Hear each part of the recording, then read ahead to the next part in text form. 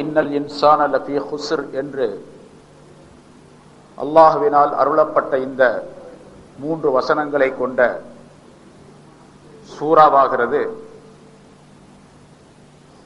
குர்ஆனுடைய கருத்துக்கள் சாரங்கள் அனைத்தையும் உள்ளடக்கிய ஒரு சிறிய சூறாவாக அருளப்பட்டிருக்கின்றது. மனிதனுடைய வாழ்க்கைக்கு தேவையான அத்தனை விஷயங்களையும் அல்லாஹ் தஆலா உள்ளடக்கி இந்த சிறிய வாசகத்தை நமக்கு சொல்லி காட்டுகின்றான். இந்த சூரா இறங்கிய பின்னால் சஹாபாக்களில் 2 மனிதர்கள் சந்தித்துக் கொண்டால்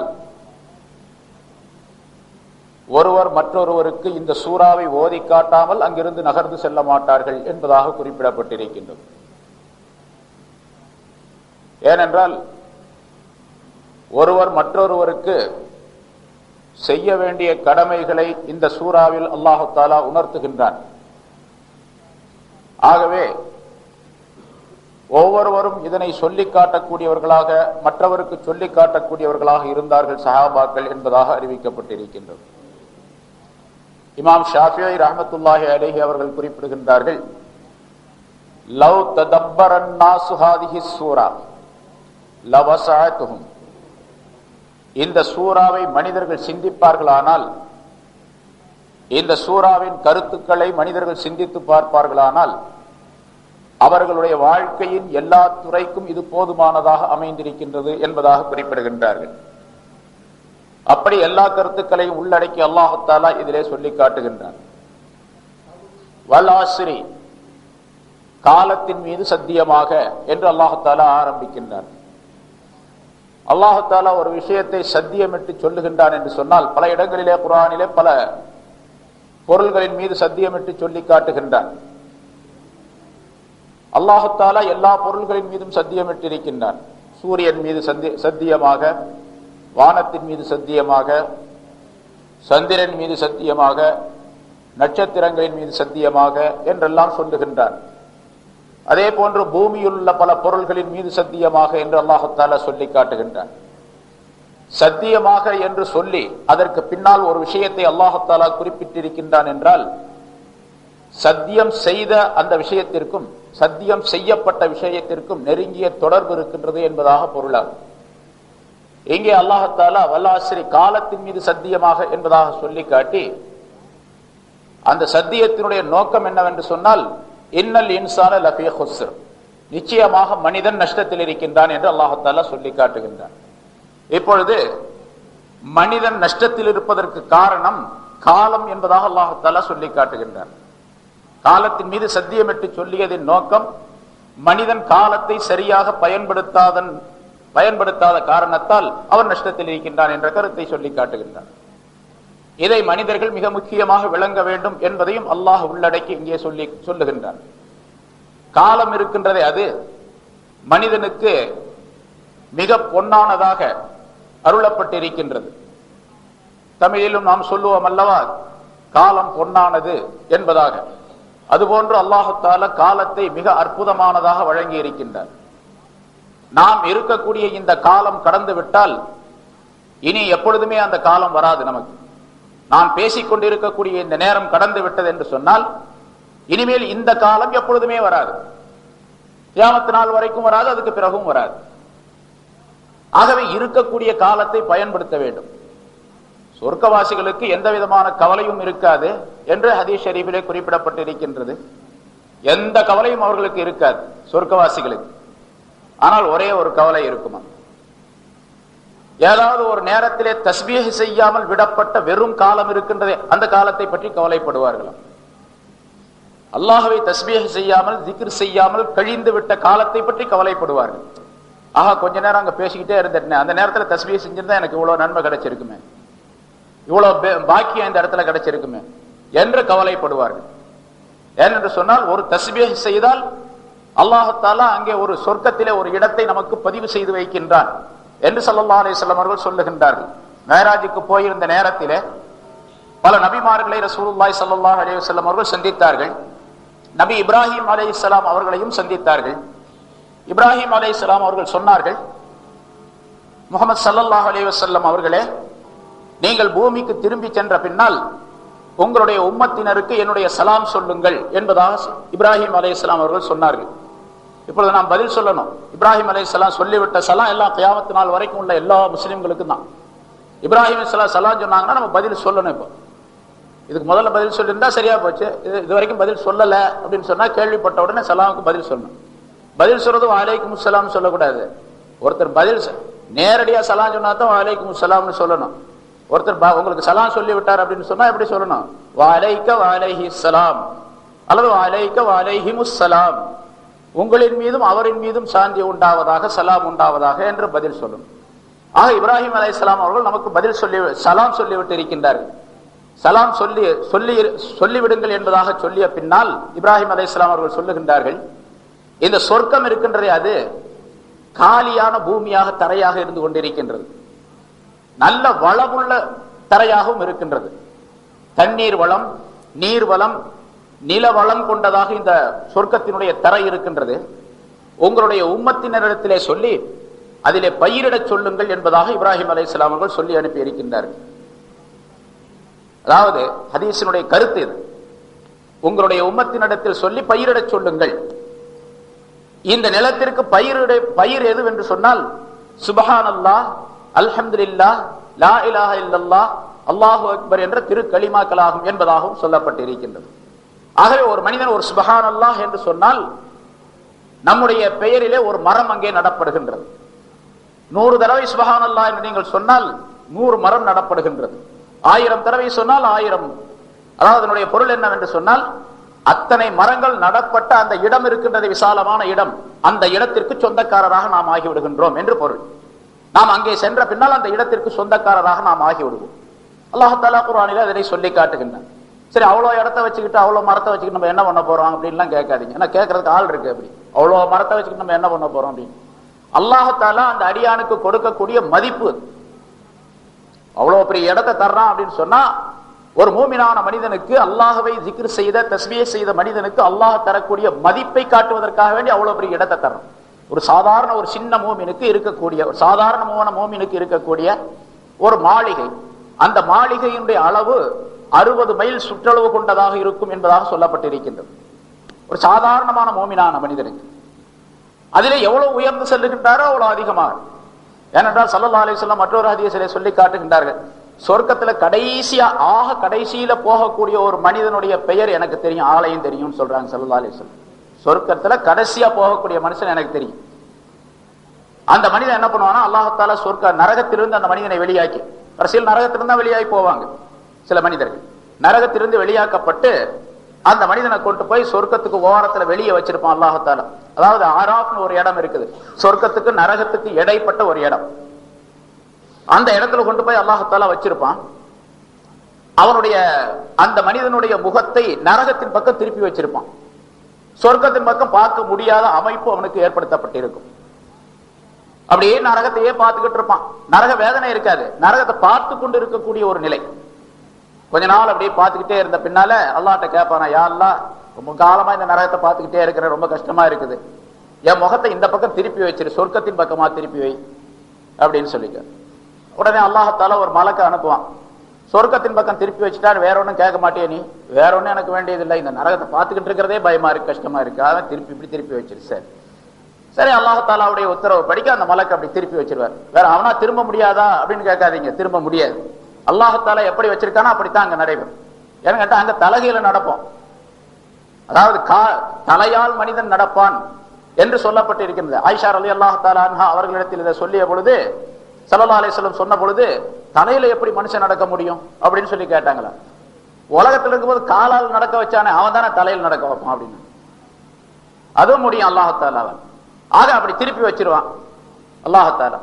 கொஞ்ச காலம் அப்படி சொர்க்கத்தை பார்த்துக்கிட்டே இருப்பார். அவர் அங்க நடைபெறக்கூடிய காட்சிகள்லாம் பார்த்துக்கிட்டே இருப்பார். அந்த கடைசியில கொஞ்ச நாள் கழிச்சோம்னா அல்லாஹ் தஆலாட்ட கேட்பார், யா அல்லாஹ், இந்த சொர்க்கத்தை பார்த்துக்கிட்டே இருக்கிறேன், கொஞ்சம் அந்த வாசப்படி ஓரத்திலேயாவது என்ன கொண்டு போய் வச்சிருக்கேன் அப்படின்னு சொல்லி கேட்பார். சரி, அந்த மலக்கு அதே மலக்கு திரும்பி வருவார். நீ முதல்ல சொர்க்கத்தின் பக்கம் திருப்பி வச்சா போதும்னு சொன்னி, இப்போ ஓரத்துல கொண்டு போய் வைக்க சொல்றியா? இல்ல, இது மட்டும் செஞ்சுட்டீங்கன்னா போதும், நான் இனிமேல் வேற ஒன்றும் கேட்க மாட்டேன். சரி, அதே மாதிரி அல்லாஹ்வுடைய உத்தரவுப்படி அவர் அங்க கொண்டு போய் வச்சிடும். கொஞ்ச நாள் அப்படியே இருப்பாரு. அந்த சொர்க்கத்துடைய வாசப்படியார்களே இருப்பார். உள்ள போக முடியாது இருக்கு. பிறகு கொஞ்ச நாள் கழிச்ச உடனே மறுபடியும் அல்லாஹத்தாலா கேட்பார், யாரெல்லாம் சொர்க்கத்துக்கு உள்ள போகக்கூடிய பாக்கியத்தை கூட எனக்கு வேற எதையும் கொடுக்காட்ட உள்ள போய் பார்க்கறதுக்காக அனுமதி கொடுக்கும். அப்புறம் அதே மலக்கு அனுப்புவான், என்ன நீ ஒண்ணு முதல்ல எனக்கு வாக்குறுதி கொடுத்தியே, நீ என்ன இப்படி செய்யறிய அப்படின்னு. இல்ல இல்ல உள்ள போறதுக்கு அனுமதி கொடுத்துட்டா போதும், வேற ஒன்றும் கேட்க மாட்டேன். அப்போ அல்லாஹத்தாலா அந்த மலக்கின் மூலமாக சொல்லப்படும், சரி நீ உள்ளே செல்லு, உனக்கு நீ உலகத்தில் இருந்த பாரு அந்த உலகத்தினுடைய பூமியுடைய உருண்டையை போன்று பன்மடங்கு விரிவான சொர்க்கம் உனக்கு கொடுக்கப்பட்டு இருக்கின்றது போ என்பதாக அல்லாஹ் சொல்லுவான். அவன் தான் அந்த ஆள் தான் கடைசியில சொர்க்கத்துக்கு போறவர் என்று ஸல்லல்லாஹு அலைஹி வஸல்லம் சொல்றாங்க. கடைசியில போறவருக்கு இந்த உலகத்தை போல பல மடங்கு என்று சொன்னா முதல்ல போனவங்களுக்கு எவ்வளவு பெருசு இருக்கும். ஆக அல்லாஹ் தஆலா மிக விசாலமான கருணை உடையவன். அதனால மனிதன் நஷ்டத்தில் இருக்கின்றான் என்று சொல்லும் பொழுது காலத்தை பயன்படுத்தாததன் காரணமாக மனிதன் நஷ்டத்தில் ஆகி விடுகின்றான். அந்த காலத்தை நம்ம பயன்படுத்தணும். ஒரு சுபஹான் அல்லாஹ் சொல்றதுக்கு நேரம் கிடைச்சுன்னா சுபஹான் அல்லாஹ் சொல்லிடணும். அந்த சுபஹான் அல்லாஹ்வுக்கு இந்த உலகத்தை போல் உள்ள எந்த பொருளும் ஈடாகாது, உலகத்தில் உள்ள எந்த பொருளும் ஈடாகாது சுபஹான் அல்லாஹ்வுக்கு. சுலைமான் அலைஹிஸ்ஸலாம் பவனி போகின்றார்கள். அவங்களுக்கு நிறைய பரிவாரங்கள் பட்டாளங்கள் இருந்தன. மனிதர்கள், ஜின்கள், ஷைத்தான்கள், பறவைகள், மிருகங்கள், இப்படி எல்லா வகையான படைகளும் அவர்களுக்கு கொடுக்கப்பட்டிருந்தன. அத்தனை பரிவாரங்களோடும் ஒரு நாள் ஏதோ ஒரு வேலையாக அல்ல ஜிஹாதுக்காக வேண்டி பவனி அப்படி போறாங்க வெளியே. அவங்களுக்கு ஒரு போர்வை கொடுக்கப்பட்டிருந்தது. அதுல ஏறி எல்லாரும் உட்கார்ந்துக்குவாங்க. இந்த படைகள் சுலைமான் அலைஹிஸ்ஸலாம் எல்லாரும் சேர்ந்து உட்கார்ந்துக்குவாங்க. காத்துக்கு உத்தரவிட்டு அதை அப்படியே தூக்கிட்டு போகும். ராக்கெட் மாதிரி அப்படியே போயிட்டே இருக்கும். அல்லாஹ் தஆலா குர்ஆன்ல சொல்லி காட்டுகின்றான், ரவாஹுஹா ஷஹ்ருன், அதாவது அதனுடைய காலை பயணம் ஒரு மாதத்தினுடைய தொலை தூரம், அதனுடைய மாலை பயணம் ஒரு மாதத்தினுடைய தொலை தூரம் என்பதாக அந்த விரிப்பை பற்றி அல்லாஹ் தஆலா சொல்லி காட்டுகின்றான். காத்தை வசப்படுத்தி கொடுத்திருந்தோம் என்பதாக. அப்படி போயிட்டே இருக்கும்போது இந்த பரிவாரங்கள்லாம் போய் இப்படி வானத்துல பறந்து போயிட்டே இருக்கிறாங்க. ஒரு மலை அடிவாரத்துல ஒரு ஆபிது, பனி இஸ்ரவேலர்ல ஒரு ஆபிது உட்கார்ந்து இருந்தார். அவர் இந்த காட்சியை பார்த்துட்டு ஆச்சரியப்பட்டு, சுப்ஹானல்லாஹ், என்ன ஆச்சரியமான ஆட்சியை அல்லாஹ் தஆலா சுலைமானுக்கு கொடுத்திருக்கிறான், தாவூதுடைய மகன் சுலைமானுக்கு என்ன அற்புதமான ஆட்சியை கொடுத்து விட்டான் என்று ரொம்ப ஆச்சரியப்பட்டு சொன்னார். அந்த செய்தி இவருடைய சுலைமான் அலைஹிஸ்ஸலாத்துடைய காதுல விழுந்துருச்சு. உடனே சுலைமான் அலைஹிஸ்ஸலாம் அவங்க கீழே இறங்கி அந்த ஆபித் இடத்துல போனாங்க. போய் சொன்னாங்க, நீங்க சொன்னதை நான் கேட்டேன், ஆனால் ஒரு மோமினான அடியான் இஹ்லாஸான முறையில் சுப்ஹானல்லாஹ் என்று ஒரு தடவை சொல்லுவது தாவூதுடைய மகனாகிய சுலைமானாகிய எனக்கு கொடுக்கப்பட்ட ஆட்சியை விட ரொம்ப பெரியது என்பதாக சொன்னார்கள். ஏன்னு கேட்டா அந்த சுப்ஹானல்லாஹ் என்பது நிரந்தரமாக நீடித்திருக்கக்கூடியது. அல் பாக்கியாத்து ஸாலிஹாத் என்று அல்லாஹ் தஆலா சொல்லுகின்றான். நிரந்தரமாக நீடித்து நிலைத்து நிற்கக்கூடிய சவாபுடையது, நன்மை உடையது. சுலைமானுடைய ஆட்சி அழிந்து விடக்கூடியது. ஆகவே அழிந்து விடக்கூடியது நிலைத்து நிற்கக்கூடியதை விட மிக அற்பமானதுதான் என்ற கருத்தை அங்கே சுலைமான் அலைஹிஸ்ஸலாம் அவர்கள் சொல்லி காட்டுகின்றார்கள். அப்படி மனிதன் காலத்தில் ஒரே ஒரு சுப்ஹானல்லாஹ் என்று சொல்லுவது அவனுக்கு மிக அற்புதமானது. அதனால்தான் ஸல்லல்லாஹு அலைஹி வஸல்லம் அவர்கள் இந்த மூமினான மனிதர்கள் நஷ்டப்பட்டு விடக் கூடாது என்பதற்காக வேண்டி எல்லா காலத்தையும் திக்ருடன் தஸ்பீஹுடன் கழிக்கக்கூடிய வழிவகைகளை ஸல்லல்லாஹு அலைஹி வஸல்லம் அவர்கள் சொல்லி தந்திருக்கின்றார்கள். தஸ்பீஹ் என்ன, அதுக்கு ஒலு வேண்டிய அவசியம் கிடையாது, அதுக்கு சுத்தமா தான் இருக்கணும் அப்படிங்கிற அவசியம் கிடையாது. அதனால தான் மாதவிடாய் வரக்கூடிய பெண்கள் கூட தஸ்பீஹ் செஞ்சுக்கிட்டே உட்கார்ந்து இருக்கணும். குர்ஆன் தான் ஓதக்கூடாது, ஹராம் அவங்களுக்கு. தஸ்பீஹ் செய்யணும். தஸ்பீஹ் எந்த நேரத்திலும் விதிவிலக்கு காக்கப்பட்டதல்ல. எல்லா நேரங்களிலும் தஸ்பீஹ் ஜிக்ர் உடையவனாக மனிதன் இருப்பதற்காக வேண்டி பல வழிகளை ரசூலுல்லாஹி ஸல்லல்லாஹு அலைஹி வஸல்லம் சொல்லி தந்திருக்கிறாங்க. தெருவுல நீங்க நடந்து போறீங்க, சுப்ஹானல்லாஹ் அல்ஹம்துலில்லாஹ் வலா இலாஹ இல்லல்லாஹ் அல்லாஹு அக்பர் என்ற கலிமாவை ஓதிக்கொள்ளுங்கள். கடை தெருவுல போறீங்க, அது ஷைத்தான் குடியிருக்கக்கூடிய இடம். பல்வேறு மனிதர்கள் அல்லாஹ் அல்லாத பொருளை வணங்கப்படக்கூடிய இடமாக அது இருந்து கொண்டிருக்கின்றது. ஆகவே அந்த இடத்துல அல்லாஹுவை தௌஹீதை சொல்லி காட்டக்கூடிய கலிமாவை லா இலாஹ இல்லல்லாஹ் வஹ்தஹு லா ஷரீக லஹ் என்ற அந்த 4வது கலிமாவை ஓதிக்கொள்ளுங்கள் என்று ஸல்லல்லாஹு அலைஹி வஸல்லம் அவர்கள் சொல்லி காட்டுகின்றார். இதுவெல்லாம் அந்த நேரத்தை ஜிக்ருடைய நேரமாக கழிப்பது. தெருவிலே நடந்து செல்லக்கூடிய நேரத்தை, கடை தெருக்களிலே நடந்து செல்லக்கூடிய நேரத்தை, கடையிலே உட்கார்ந்து இருக்கும் போதும் கூட நீங்கள் ஜிக்ருடையவர்களாக இருங்கள் என்பதாக சொல்லப்பட்டு இருக்கின்றது. அந்த நேரத்தை ஜிக்ருடைய நேரமாக ஆக்கிக் கொள்வது, அதுக்கு ஒரு பெரிய சிரமம் எடுத்துக்கொள்ள வேண்டிய அவசியம் கிடையாது. அதற்கு ஒரு தனி நேரத்தை ஒதுக்க வேண்டிய அவசியம் எல்லாம் கிடையாது. இருக்கக்கூடிய நேரத்தை வாய் மூடி இல்லாமல், வீண் பேச்சு இல்லாமல் ஜிக்ருடைய நேரமாக அதனை கழிப்பது. மஸ்ஜிதிற்குள்ளே வருகின்றீர்கள், இன்ன துஆவை ஓதிக்கொள்ளுங்கள், அல்லாஹும்ம ஃப்தஹ் லி அபுவாப ரஹ்மத்திக என்ற துஆவை ஓதிக்கொள்ளுங்கள். ஜிக்ர் உடையவர்களாகவே நீங்கள் பள்ளிவாசலுக்குள்ளே நுழையுங்கள். ஜிக்ர் உடையவர்களாகவே நீங்கள் வெளியே செல்லுங்கள். அல்லாஹ் மஃப்தஹ் லி அபுவாப ரஹ்மத்திக அபுவாப ஃபதலிக என்று ரிஸ்குடைய வாசலை திறந்து விடு என்று கேட்டுக்கொண்டே வெளியே செல்லுங்கள் என்று ஸல்லல்லாஹு அலைஹி வஸல்லம் சொல்லித் தருகின்றார்கள். சிறுநீர் கழிக்க செல்லுகின்றீர்கள், அங்கே ஒரு துஆவை ஓதிக்கொள்ளுங்கள், ஷைத்தானுடைய ஊசாட்டங்கள் ஏற்படாமல் இருப்பதற்காக வேண்டி. மலம் கழிக்க செல்லுகின்றீர்கள், அங்கே துஆவை ஓதிக்கொள்ளுங்கள். வீட்டுக்குள்ளே நுழைகின்றீர்கள், அங்கே துஆவை ஓதிக்கொள்ளுங்கள். ஸல்லல்லாஹு அலைஹி வஸல்லம் சொல்லுகின்றார்கள், எவர் ஒருவர் தன்னுடைய வீட்டுக்குள்ளே பிஸ்மில்லாஹிர் ரஹ்மானிர் ரஹீம் என்று அல்லாஹ் தஆலாவுடைய பெயரை சொல்லி லா ஹவ்ல வலா குவத்த இல்லா பில்லாஹ் என்ற கலிமாவை சொல்லி உள்ளே நுழைகின்றாரோ, பிறகு உள்ளே நுழைந்த பின்னால் சாப்பிட வேண்டிய நிலை ஏற்பட்டால் சாப்பிடும் பொழுது பிஸ்மில்லாஹ் சொல்லி சாப்பிடுகின்றாரோ, அந்த மனிதரை பார்த்து ஷைத்தான் தன்னுடைய சகாக்களை கூப்பிட்டு சொல்லுகின்றான், இன்று இரவு இந்த வீட்டிலே நமக்கு தங்குவதற்கு இடம் கிடையாது, வாருங்கள் போய்விடலாம் என்று ஷைத்தான் தன்னுடைய சகாக்களோடு வெளியேறி விடுகின்றான்.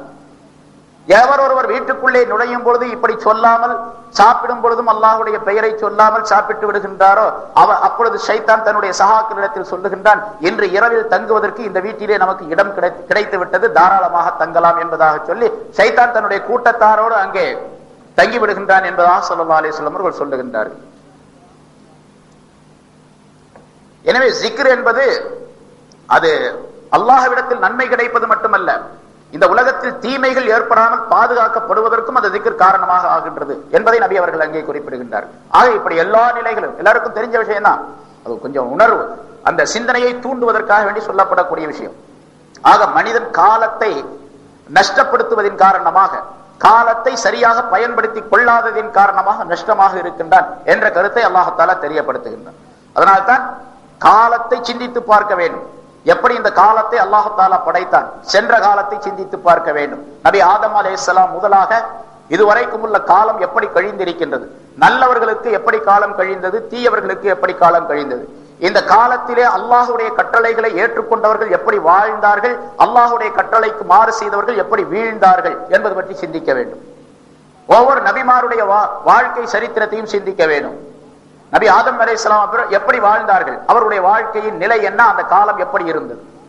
நபி இப்ராஹிம் அலைஹிஸ்ஸலாம் அவருடைய காலத்திலே நம்ரூத் இருந்தான். கட்டளையை ஏற்றுக்கொண்டவர்கள் எப்படி வாழ்ந்தார்கள், கட்டளை ஏற்றுக்கொள்ளாத அந்த நம்ரூதும் அவனை சார்ந்தவர்களும் எப்படி அழிவுக்குள்ளானார்கள் என்பதை சிந்திக்க வேண்டும். அப்படி சிந்திக்கும் பொழுது நாம் நஷ்டத்திலிருந்து தப்பித்துக் கொள்ள முடியும். இதே போன்று ஒவ்வொரு நபிமாரையும் சிந்திக்க வேண்டும் என்ற கருத்தையும் அல்லாஹ், நபிமாருடைய காலத்தையும் சிந்திக்க வேண்டும் என்பதையும் அல்லாஹ் தஆலா சொல்லி காட்டுகின்றான். மூசா அலைஹிஸ்ஸலாம் அவர்களுக்கு சொல்லியதாக குர்ஆனிலே அல்லாஹ் சொல்லி காட்டுகின்றான், வஸக்கிருஹும் பிஅய்யாமில்லாஹ், அல்லாஹ்வுடைய நாள்களை பற்றி இவர்களுக்கு நீர் உபதேசம் செய்வீராக, சொல்லி காட்டுவீராக என்று அல்லாஹ் சொல்லுகின்றான். அல்லாஹ்வுடைய நாள்கள், காலம் என்பது அல்லாஹ்வை சேர்ந்தது. லா தசுப்பு தஹர, ஸல்லல்லாஹு அலைஹி வஸல்லம் சொல்லுகின்றார், காலத்தை திட்டாதீர்கள். இன்ன தஹர ஹுவல்லாஹ், காலம் என்பது அல்லாஹ் தான், அல்லாஹ் தான் காலத்தை படைச்சான். அதே காலம் என்பது அல்லாஹ் தான். அதனால காலத்தை திட்ட, நாசமா போன காலம் இப்படி வந்திருக்கு, பஞ்ச காலம் வந்துருச்சு, நாசமா போச்சு என்று சொல்லுகின்றார்கள் அல்லவா. குறிப்பாக பெண்களிடத்தில் அந்த பழக்கம் இருக்குது, அதை திட்டாதீர்கள் என்று ஸல்லல்லாஹு அலைஹி வஸல்லம் சொல்லுகின்றார்கள். ஆகவே காலம் அல்லாஹ்வினால் கொடுக்கப்பட்ட அற்புதமான நியாமத்து, மிக அற்புதமான நியாமத்து. அந்த நியாமத்தை நாம் பயன்படுத்திக் கொள்ளவில்லை, ஆனால் நஷ்டவாரிதம் என்பதை அல்லாஹ் தஆலா சொல்லி காட்டுகின்றார். சரி, வல் அஸ்ரி என்று சொன்னால் காலம், மூன்று காலத்தையும் குறிக்கும். கடந்த காலம், நிகழ்காலம், இனிமேல் வரக்கூடிய காலம். எத்தனையோ காலம், காலத்தினுடைய எத்தனையோ சூழ்நிலைகள் மாறுபடக்கூடிய நிலையிலே காலங்கள் வந்து கொண்டு இருக்கின்றன, நாம் பார்க்கின்றோம். நம்முடைய வயதிலே நாம் பார்த்து இருக்கின்றோம். இதே போன்று இன்னும் எத்தனையோ சூழ்நிலை, மாறுபட்ட சூழ்நிலையிலே காலங்கள் வரும். அந்த காலத்தை எல்லாம் சிந்தித்து பார்க்க வேண்டும் என்பதையும் அல்லாஹ் இங்கே சொல்லி காட்டுகின்றான். ஆக அல் அஸ்ர் என்று சொன்னால் மூன்று காலத்தையும் குறிக்கும்.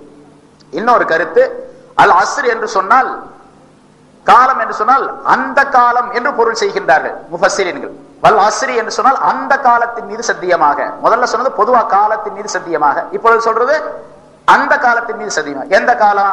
ரசூலுல்லாஹி ஸல்லல்லாஹு அலைஹி வஸல்லம் அவர்கள் இந்த பூமியில வாழ்ந்திருந்தாங்களே அந்த 63 ஆண்டுகள், அந்த காலத்தின் மீது சத்தியமாக. இந்த உலகம் தோன்றிய காலத்திலிருந்து இனிமேல் கியாமத் நாள் வரைக்கும் அப்படிப்பட்ட ஒரு காலம் இந்த உலகத்தில் இனிமேல் வராது, அதுக்கு முதலும் கிடையாது.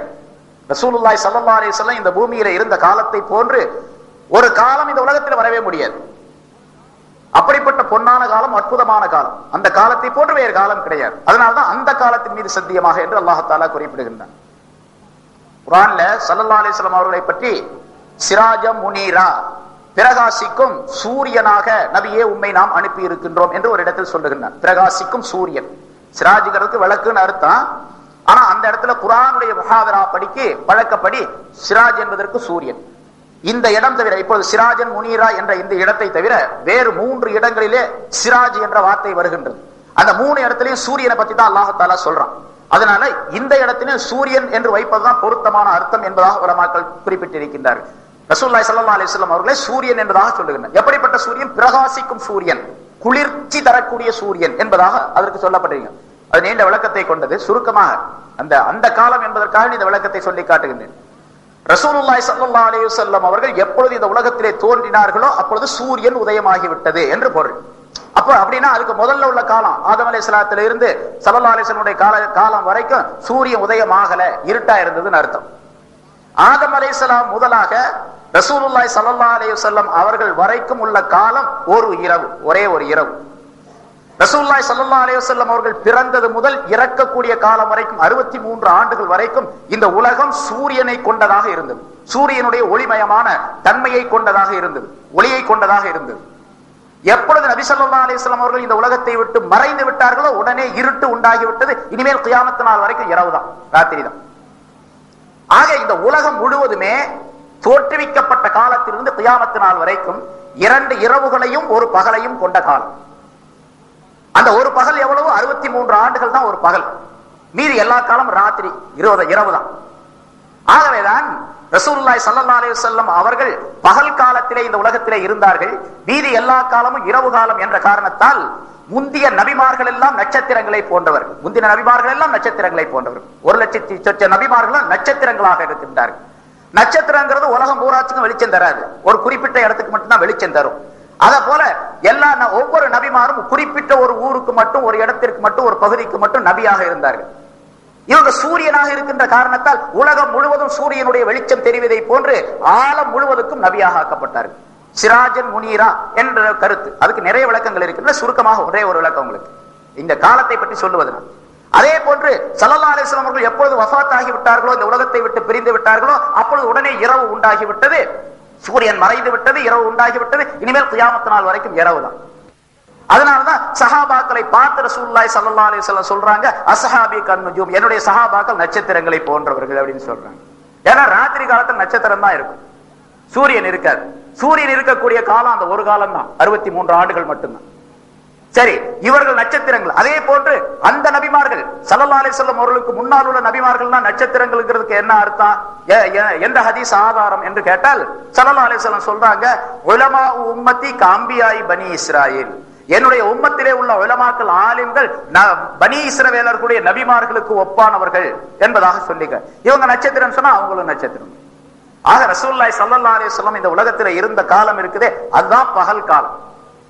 மீதி எல்லா காலமும் இரவு காலம். 63 ஆண்டுகளை தவிர 2 பகல்கள், 2 இரவுகள், ஒரு பகலை கொண்ட காலம் தான் இந்த துனியா. ஆக அந்த காலம் வல் அஸ்ரி, அந்த காலத்தின் மீது சத்தியமாக என்று சொல்ல ஸல்லல்லாஹு அலைஹி வஸல்லம் அவர்கள் இந்த உலகத்தில் வாழ்ந்த அந்த காலத்தின் மீது சத்தியமாக மனிதன் நஷ்டத்தில் இருக்கின்றான். ஒரு உயர்வான காலத்தை அல்லாஹ் தஆலா சொல்லி காட்டி மனிதனுடைய நஷ்டத்தை இங்கே விளக்குகின்றான். இது ஒரு அர்த்தம். வல் அஸ்ரி என்று சொன்னால் மற்றொரு கருத்து. மூன்றாவது ஒரு அர்த்தம், அசுருடைய நேரத்தின் மீது சத்தியமாக. 5 காலம் இருக்குது, 5 தொழுகை, அதுல அசுருடைய தொழுகை இருக்குது இல்லையா, அந்த அசுருடைய தொழுகையின் மீது சத்தியமாக, அந்த நேரத்தின் மீது சத்தியமாக அப்படின்னாரு. ஏன் அசுர மட்டும் அல்லாஹ் தஆலா சொல்றான் வைக்கணும் அப்படின்னு கேட்டா, அல்லாஹ் தஆலா குர்ஆன்ல ஒரு இடத்துல சொல்றான், ஹாஃபிது அலஸ் ஸலவாத்தி வஸ் ஸலாத்தில் உஸ்தா, 5 தொழுகைகளின் மீது நீங்கள் பேணுதலாக இருங்கள், கண்காணிப்பாக இருங்கள், நடு தொழுகையின் மீதும் நீங்கள் பேணுதலாக இருங்கள் என்று அல்லாஹ் தஆலா சொல்லுகிறான். அந்த நடு தொழுகை எது என்பதிலே கருத்து வேறுபாடுகள் இருக்கின்றன. 10 விதமான அபிப்பிராயங்கள் இருக்கின்றன இமாம்களிடத்தில். அந்த 10ல ரொம்ப முக்கியமான அபிப்பிராயம், பலரால் தெரிவிக்கப்படக்கூடிய அபிப்பிராயம் அசுருடைய தொழுகை என்பதால். ஏனென்றால் ஹந்தக் போர் நேரத்திலே ஸல்லல்லாஹு அலைஹி வஸல்லம் அவர்களுக்கு அசுருடைய தொழுகை தவறிவிட்டது. ஹந்தக் அகழ் போருடைய நேரத்திலே அந்த அசருடைய தொழுகை தவறிவிட்டதின் காரணமாக ரசூலுல்லாஹி ஸல்லல்லாஹு அலைஹி வஸல்லம் அவர்கள் இந்த முஷ்ரிக்குகளுடைய, குஃபார்களுடைய கபர்களிலே அல்லாஹ் தஆலா நரக நெருப்பை நிரப்புவானாக என்று லானத் செய்தார்கள். அசருடைய தொழுகையை அவர்களின் காரணமாக தவறிவிட்டது, அவருடைய கபர்களிலே நெருப்பை நிரப்புவானாக என்று ஸல்லல்லாஹு அலைஹி வஸல்லம் அவர்கள் பத்ஆ செய்தார்கள். ஸல்லல்லாஹு அலைஹி வஸல்லம் அவர்கள் பத்வா செய்ய ரஹ்மத்துல் ஆலமீனாக இருக்கக்கூடியவர்கள் பத்வா செய்கின்றார்கள் என்று சொன்னால் அந்த தொழுகை தவறிவிட்டது, மிக முக்கியமான ஒரு தொழுகை தவறிவிட்டது என்ற காரணத்தினால் ஸல்லல்லாஹு அலைஹி வஸல்லம் அவர்கள் அப்படி லானத்து செய்தார்கள். எனவே அந்த முக்கியமான தொழுகை அதுதான் ஸலாத்துல் உஸ்தாவாக இருக்க முடியும், நடுத்தொழுகையாக இருக்க முடியும் என்பதாக கருதி இப்படி பல கருத்துக்களை சொல்லி காட்டுகின்றார்கள். ஆகவே அந்த அஸ்ருடைய தொழுகை மிக முக்கியமான தொழுகையாக இருக்கின்ற காரணத்தால் அந்த தொழுகையின் மீது சத்தியமாக, அந்த நேரத்தின் மீது சத்தியமாக மனிதன் நஷ்டத்தில் இருக்கின்றான் என்று அல்லாஹ் தஆலா சொல்லி காட்டுகின்றான். இப்படி இன்னும் பல்வேறு கருத்துகள் இருக்கின்றன. ஆக மனிதன் நஷ்டத்தில் இருப்பது இந்த காலத்தை, நேரத்தை பயன்படுத்தாததின் காரணமாக என்பதை அல்லாஹ் தஆலா தெளிவுபடுத்துகின்றான். இன்னல் இன்சான லஃபீ குஸ்ர், மனித இனம் அனைத்தையும் அல்லாஹ் தஆலா சேர்த்து இன்னல் இன்சான என்று சொன்னால் நிச்சயமாக மனிதர்கள் அனைவருமே, ஒரு ஆளு கூட பாக்கி கிடையாது, எல்லாருமே நஷ்டத்தில் தான் இருக்கிறாங்க. பிறக்கக்கூடிய மனிதர்கள் அனைவருமே நஷ்டத்தில் இருக்கின்றார்கள் என்று அல்லாஹ் தஆலா பொதுப்படையாக சொல்லிவிட்டு லஃபீ குஸ்ரின், மிக நஷ்டத்தில் இருக்கின்றார்கள் என்பதாக உறுதியிட்டு சொல்லி காட்டுகின்றார். லஃபீ, அந்த ஃபீ குஸ்ரின் அப்படின்னா நஷ்டத்தில் இருக்கிறான்னு அர்த்தம். லஃபீ குஸ்ரின் ஒரு லாம போட்ட உடனே நிச்சயமா நஷ்டத்தில் இருக்கிறான்னு அர்த்தம். முன்னால ஒரு நிச்சயம், இன்ன அப்படின்னா அது ஒரு நிச்சயம், உறுதி. உறுதியாக மனிதனாகிறவன் உறுதியாக நஷ்டத்தில் இருக்கின்றான், நிச்சயமாக நஷ்டத்தில் இருக்கின்றான் என்று இரண்டு விதமான அழுத்தம் கொடுக்கப்பட்டிருக்கின்றது அந்த வாசகத்திலே. சரி, இல்லல்லதீன ஆமனு வஅமிலுஸ் ஸாலிஹாத்தி வதவாஸவ் பில் ஹக்கி வதவாஸவ் பிஸ் ஸப்ர், நான்கு விஷயங்கள் இருக்கக்கூடியவர்களை தவிர மற்ற எல்லாம் நஷ்டத்தில் இருக்கிறார்கள். எல்லாத்தையும் நஷ்டத்தில் இருக்காங்கன்னு சொல்லிட்டு நாலு குணங்கள் உடைய மனிதனை தவிர, நாலு தன்மைகள் உள்ள மனிதரை தவிர. அந்த நாலு தன்மை என்ன? ஒன்னு ஈமான், இரண்டாவது சாலிஹான அமல், மூணாவது வதவாஸவ் பில் ஹக்கி, சத்தியமான உண்மையான விஷயங்களை கொண்டு ஒருவருக்கொருவர் பரிமாறிக்கொள்ளக்கூடியவர், உபதேசம் செய்து கொள்ளக்கூடியவர். வதவாஸவ் பிஸ் ஸப்ர், பொறுமையை கொண்டு ஒருவருக்கொருவர் உபதேசம் செய்து கொள்ளக்கூடியவர். இந்த நான்கு நபர்களை தவிர, நான்கு குணங்களை கொண்ட நபரை தவிர மற்ற அனைவரும் நஷ்டத்தில் இருக்கின்றார். இந்த நான்கு தன்மை யாரிடத்தில் இருக்கின்றனவோ அவர் நஷ்டவாளி அல்ல என்பதை அல்லாஹ் தஆலா சொல்லி காட்டுகிறார். இப்பதான் விஷயத்துக்கு வர்றோம்.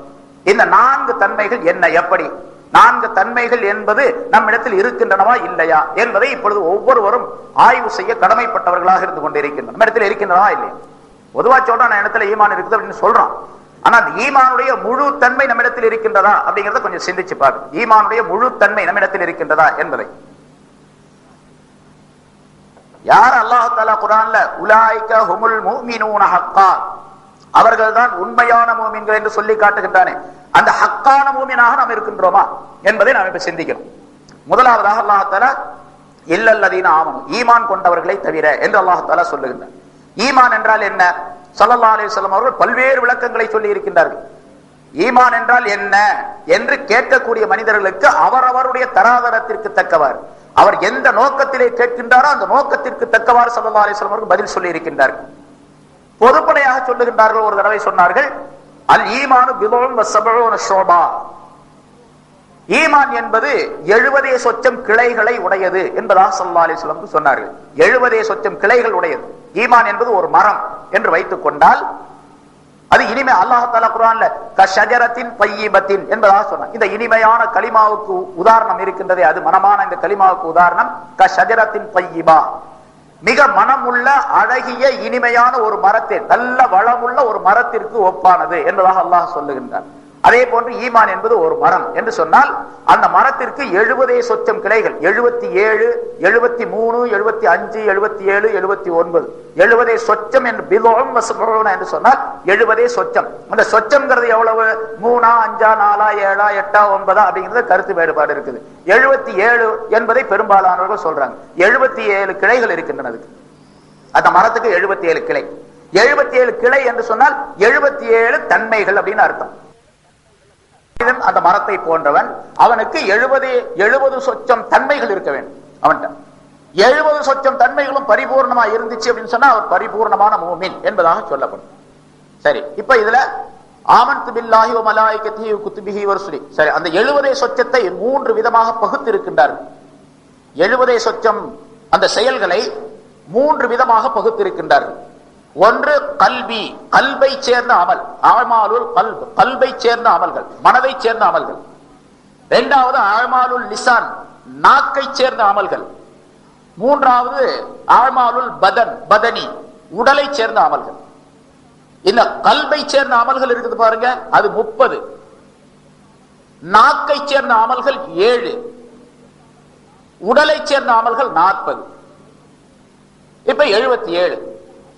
இன்னொரு ஹதீஸ்ல 69 என்பதாகவும் இருக்குது. இதை ஒன்னுக்குள்ள சேர்த்தும் சொல்லலாம், ஒன்றை இரண்டாகவும் சொல்லலாம், அல்லது இரண்டை ஒன்றாக்கியும் சொல்லலாம். சில இடங்கள்ல அப்படி வரும் அந்த கருத்து. அது உதாரணம் பின்னால வரும்போது நான் சொல்றேன். அதனாலதான் ஒரு ஹதீஸ்ல 69 என்று இருக்கின்றது, 60 சொச்சம் என்று இருக்கின்றது, 70 என்று இருக்கின்றது, 77 என்பதாக இருக்கிறது, 70 சொச்சம் என்பதாக இருக்கின்றது. இப்ப நாம சொன்னது 77 கணக்கு வச்சுக்கோம். இதுல முதல்ல நம்ம ஸ்கூல்ல, அதாவது மக்தபுகள்ல, ஆரம்ப கல்வி கூடங்கள்ல நம்ம படிச்சிருக்கிறோம் உஸ்தாதுகள்ட்ட, ஆமன்து பில்லாஹி, ஈமானுடைய பரல்கள் 7.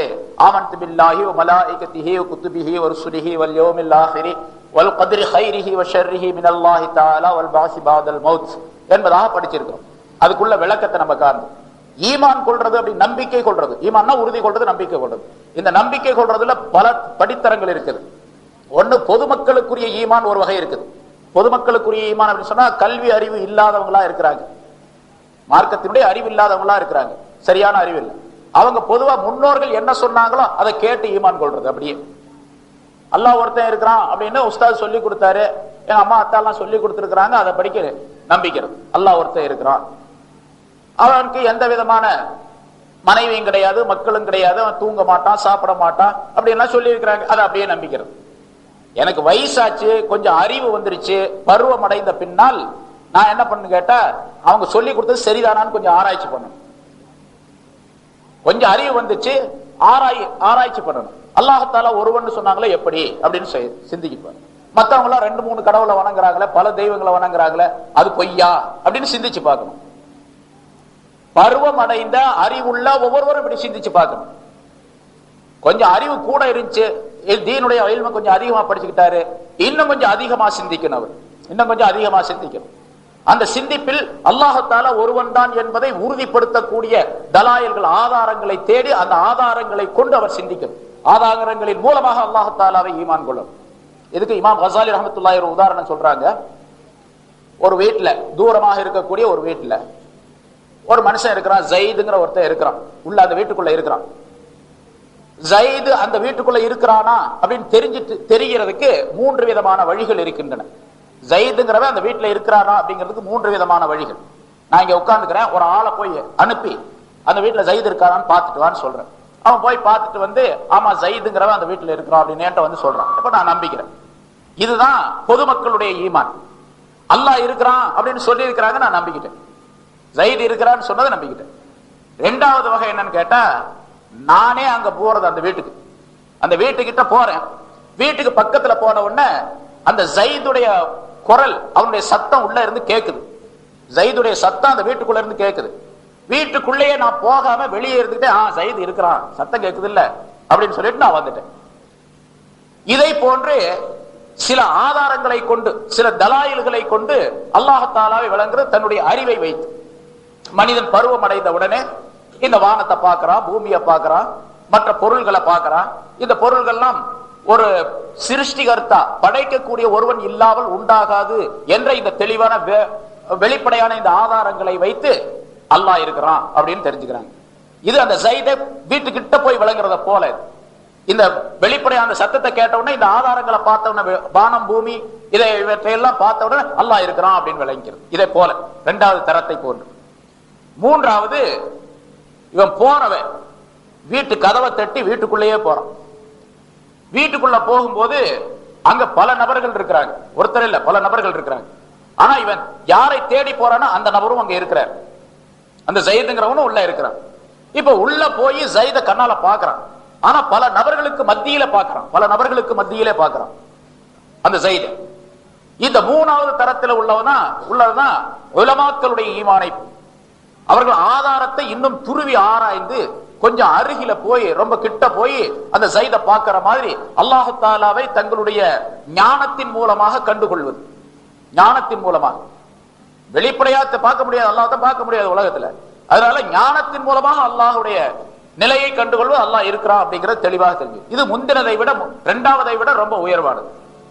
சரி, அந்த பல நபர்களுக்கு மத்தியில ஜயிது இருக்கிறான் அப்படிங்கிற ஜயிது கிட்ட போய், அவன் அருகில் போய் அந்த ஜைதை தெளிவா காணக்கூடிய ஒரு தன்மையை உண்டாக்கி கொள்வது, அது விலாயத்தில் ரொம்ப உயர்ந்த அந்தஸ்து உள்ளவர்கள். முன்னால சொன்ன அந்த விலாயத்துடையவர்கள் சொல்லிட்டு அந்த மாதிரி உயர்ந்த அந்தஸ்தில் தங்களுடைய மனதை பரிபக்குவப்படுத்தி அந்த ஞானத்தை பெற்றுக் கொள்ளக்கூடியவர்கள் ஜைதை தெளிவாக கண்டுகொள்வதை போன்று அல்லாஹ்வை கண்டுகொள்ளுகின்றார்கள் தங்களுடைய மனோசக்தியின் மூலமாக.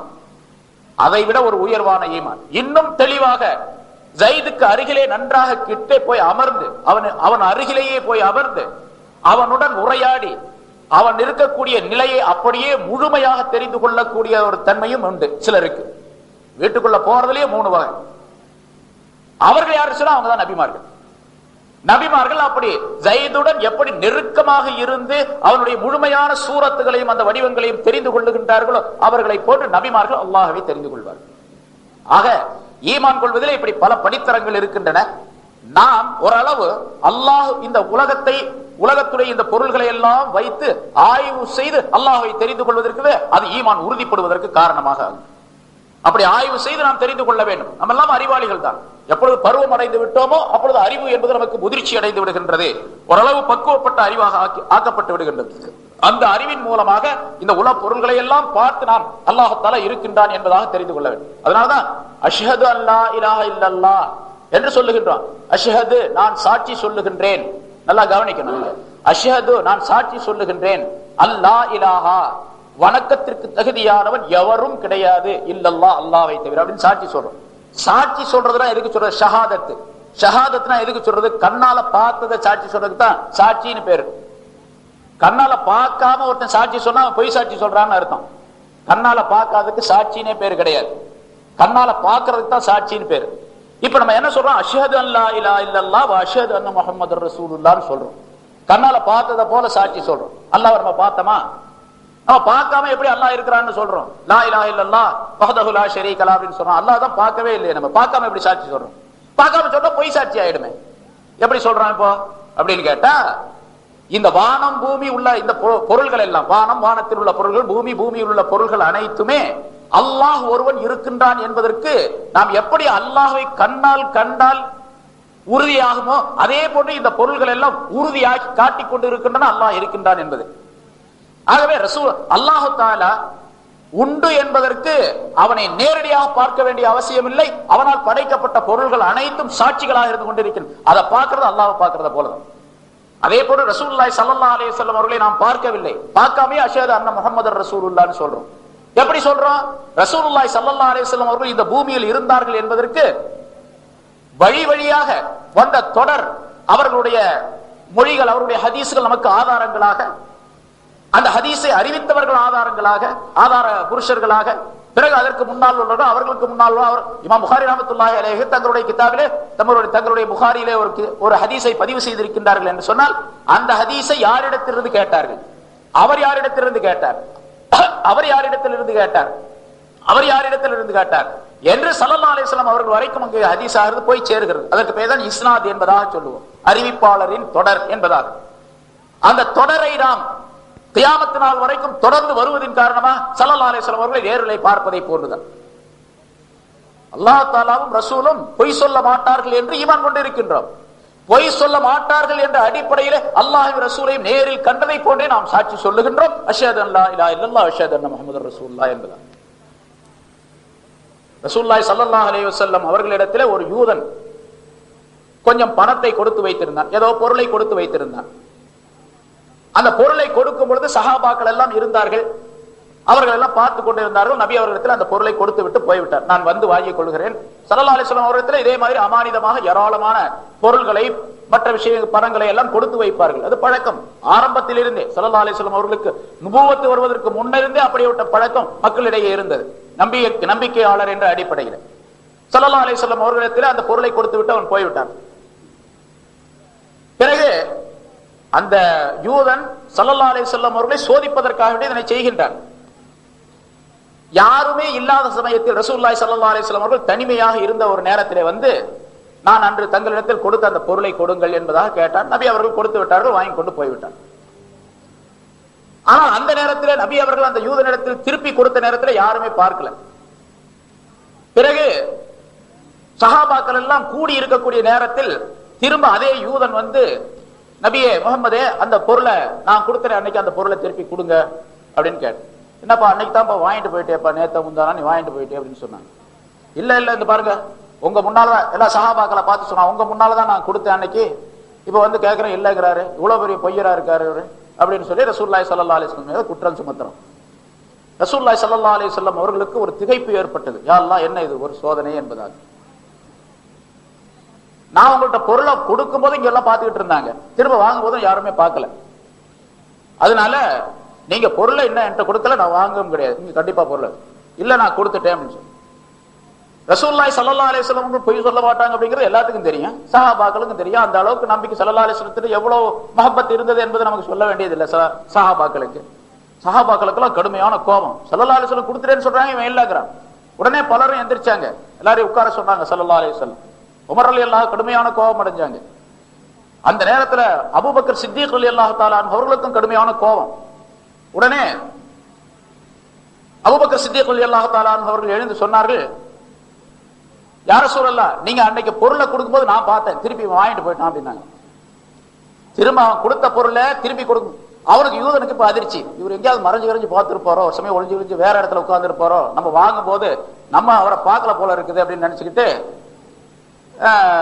சொன்ன உடனே அவன் யூதன் என்ன பண்ணா, நீங்க பாத்தீங்களா அப்படின்னு சொல்லி கேட்டான். அவன் நான் பார்த்துட்டு கொடுக்கும்போது நான் பார்த்தேன் அப்படின்னு சொன்னாங்க. உடனே ஓடி போயிட்டான், ஆளே போயிட்டான். போன பிறகு அபூபக்கர் சித்திக் ரலியல்லாஹு தஆலா அவங்களை கூப்பிட்டு ஸல்லல்லாஹு அலைஹி வஸல்லம் கேட்டாங்க, அபூபக்கரே என்ன இது வேலை, அன்னைக்கு நான் அவன்கிட்ட கொடுக்கும் போது யாருமே இல்ல, இங்க நீ பார்த்ததாக சொல்றீங்களா, எப்படி பார்த்ததாக சொல்றீங்க? யார சொல்ல, நீங்க பொய் சொல்ல மாட்டீங்க அப்படிங்கறது எனக்கு தெரியும், நீங்க பொய் சொல்லுவீங்களா? இல்ல நான் பொய் சொல்ல மாட்டேன். பொய் சொல்ல மாட்டீங்க அப்படிங்கறது எங்களுக்கு தெரியும் இல்லையா? தெரியும். இந்த விஷயம் என்ன, இதை விட அற்புதமான ஒரு பெரிய பாரதூரமான விஷயத்தை நீங்க எங்கள்கிட்ட கொண்டு வந்து சொன்னீங்க, அப்போ நாங்க நம்பி இருக்கிறோம். அந்த விஷயத்துல நீங்க பொய் சொல்ல மாட்டீங்கன்னு நம்பி இருக்கும் போது இந்த விஷயத்திலேயே நீங்க பொய் சொல்ல போறீங்க? அல்லாஹ் ஒருத்தன் இருக்கிறான் அப்படின்னு சொல்லிட்டு எங்கள்கிட்ட வந்து சொன்னீங்க, நாங்க அல்லாஹ் பார்க்கவும் இல்ல ஒண்ணும் இல்ல, நீங்க சொன்னதை வச்சு அல்லாஹ் நாங்க நம்பணும். அதே மாதிரி ஆகிரம் இருக்குது, கியாமத் இருக்குது, கபருடைய வேதனை இருக்கு, அது இருக்குது இது இருக்குது அப்படின்னு சொல்லிட்டு ஆகிரத்தை பற்றி உள்ள விஷயங்களை எல்லாம் இதை விட எவ்வளவோ பாரதூரமான விஷயத்தை நீங்க சொல்லி இருக்கிறீங்க, அதையெல்லாம் நாங்க நம்பி இருக்கும் போது இவன்ட்ட பொருள் கொடுத்தேன் அப்படின்னு சொல்றதா நாங்க நம்பாம இருக்க போறோம்? அதை எப்படி நாங்க அதவே பார்க்காம நம்பணும், இதை எப்படி பார்க்காம நம்பாம இருக்க முடியும்? அல்லாஹ் தஆலாவை நம்புறோம். இப்படிப்பட்ட ஈமான் நம்மிடத்தில் இருக்கணும். வெறுமனே நம்முடைய உஸ்தாது சொல்லி கொடுத்தாரு, நம்முடைய அம்மா அப்பா சொல்லி கொடுத்தாங்க அப்படிங்கறதுனால மட்டும் ஈமான் கொண்டவர்களாக இருக்கக்கூடாது. அந்த ஈமான் கொஞ்ச நாள்ல கீழே விழுந்துரும், பலம் இழந்து போயிடும்.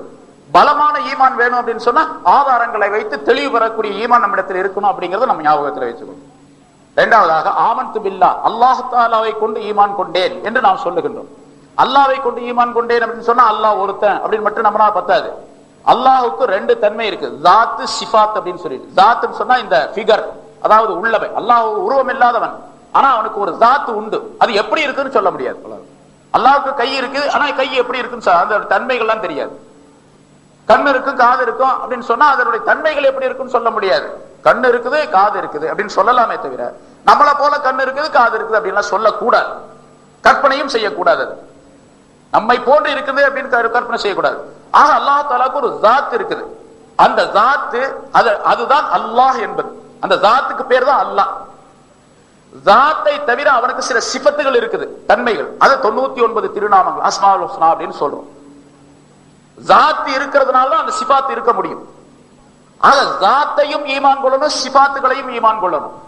அல்லாஹ் தஆலாவுடைய ஜாத் இருக்குதுன்னு மட்டும் ஒருத்த ஈமான் கொண்டுட்டு அல்லாஹ் தஆலா கஃபாரா இருக்கிறான், சத்தாரா இருக்கிறான், கரீமா இருக்கிறான், ஜப்பாரா இருக்கிறான், கஹாரா இருக்கிறான் அப்படிங்கிற அந்த 99 திருநாமங்கள்ல ஏதாச்சும் ஒன்ன மறுக்கிறாரு அல்லது பலதை மறுக்கிறாரு அப்படின்னு சொன்னா அவர் ஈமான் கொண்டவராக ஆக மாட்டார். அல்லாஹ் தஆலா ரொம்ப கிருபையாளனா இருக்கிறான். இல்ல இல்ல அல்லாஹ்க்கு எங்க கிருபை இருக்குது அப்படின்னு ஒருத்தன் சொன்னாலும் அல்லாஹ் கிட்ட ஈமான் இல்லைன்னு அர்த்தம். ஆக சிஃபாத்துகளையும் ஈமான் கொள்ளணும். ஜாத்தை எப்படி ஈமான் கொள்றோமோ அதே மாதிரி சிஃபாத்துகளையும் ஈமான் கொள்ளணும். சரி, இப்ப அந்த ஜாத் இருக்குது பாருங்க, அல்லாஹ் தஆலாவுடைய ஜாத் என்ற அந்த உள்ளமை, உள்ளமைன்னு தமிழ்ல சொல்லலாம், அதாவது இருக்கக்கூடிய பொருள் அப்படின்னு அர்த்தம். அது அழியாது எப்பொழுதுமே, ஆதி முதல் அந்தம் வரைக்கும் அப்படியே இருக்கக்கூடிய பொருள். அவனுக்கு ஆரம்பமும் இல்லை, முடிவும் இல்லை. எப்பொழுது தோன்றினான் என்று சொல்லவும் முடியாது. அவனுக்கு இனிமேல் அழிவு என்பது உண்டா? அதுவும் கிடையாது.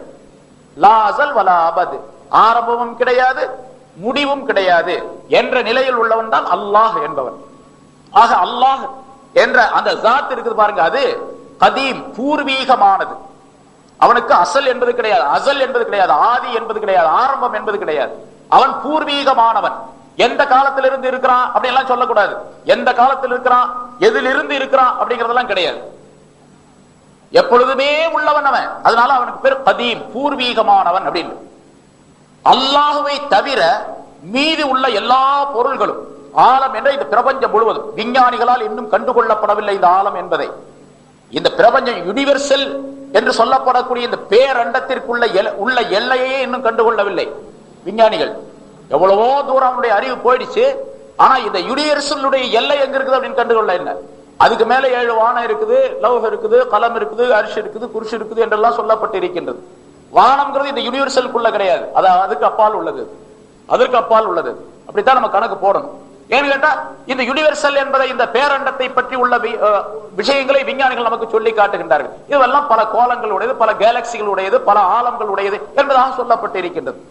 ஆக இந்த ஆலம் என்ற இந்த பிரபஞ்சம், ஆலம் என்று சொன்னால் மாசிவல்லா, அல்லாஹ்வை தவிர மீதி உள்ள எல்லா பொருள்களும் ஹாதிஸ், புதிதாக படைக்கப்பட்டவை.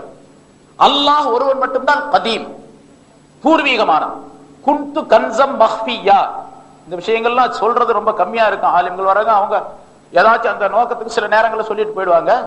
இது சொல்றது அநேகமா கம்மியா இருக்கும்னு நான் நினைக்கிறேன். அதனால கொஞ்சம் கூர்ந்து கவனிச்சிங்க அப்படின்னு சொன்னா ஈமான் அப்படின்னா என்னன்னு அப்படின்னு விளங்கிக்கிறது. அல்லாஹ்வை பற்றி ஈமான் கொள்றதுன்னா என்ன அப்படிங்கிறது. ஆக அல்லாஹ் தஆலா ஸல்லல்லாஹு அலைஹி வஸல்லம் சொல்றாங்க, அல்லாஹ் தஆலா சொன்னதாக, குந்து கன்சம் மஹ்பியா, நான் மறைக்கப்பட்ட மறை பொருளாக இருந்தேன். குந்து கன்சம் மஹ்பியா ஃபஅஹபப்து அன் உரஃப, நான் அறியப்பட வேண்டும் என்று விரும்பினேன். அதாவது என்னை பற்றி மஹ்லூகாத்துகள் அறிந்து கொள்ள வேண்டும் என்று விரும்பினேன். ஃபஅஹபப்து அன் உரஃப ஃபഖலக்துல் ஹல்க, ஆகவே இந்த படைப்பினங்களை படைத்தேன் என்று அல்லாஹ் தஆலா சொல்லுவதாக ஸல்லல்லாஹு அலைஹி வஸல்லம் அவர்கள் சொல்லி காட்டுகின்றார்கள். எனவே அல்லாஹ் தஆலா கதீமானவன், அவனை தவிர மீதி உள்ளவை அனைத்தும் புதியதாக படைக்கப்பட்டவை. சரி, இப்பொழுது கதீமான அந்த அல்லாஹ் தஆலா புதிதாக படைக்கப்பட்ட இந்த ஆலம் என்ற பிரபஞ்சத்திற்குள்ள எந்த இடத்திலையும் கிடையாது, அல்லாஹ் தஆலா கிடையாது. அல்லாஹ் தூண்ல இருக்கிறான், துரும்புல இருக்கிறான், அரிசில இந்த இதுல அரிசின் மீது சமமாகி விட்டான் அப்படின்னு அல்லாஹ் தஆலா அலல் அர்ஷிஸ்தவா அப்படின்னு சொல்றான்.